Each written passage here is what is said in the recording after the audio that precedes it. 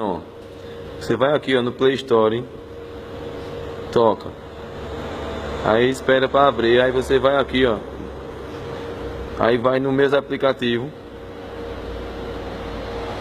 procura o WhatsApp, que vai estar aqui, que é lógico, aí toca nele, aí você vai lá embaixo mesmo, e tá vendo essa tela aqui? Eu não vou botar o cara aqui em sair não, porque senão vai sair do negócio que a gente acabou de fazer. Vai aparecer um nome aqui para aceitar. Aí você bota aceitar. Depois que você colocar aceitar, você bota participar.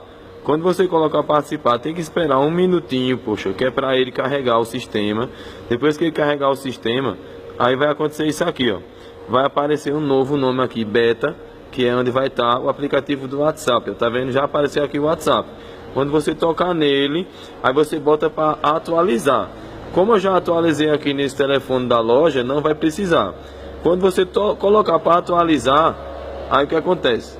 Que já vai estar atualizado, você toca no WhatsApp, escolhe qualquer pessoa, e aqui onde tem o telefonezinho, você toca e vai aparecer a opção chamada de vídeo ou voz, mas no caso é de vídeo. Só isso.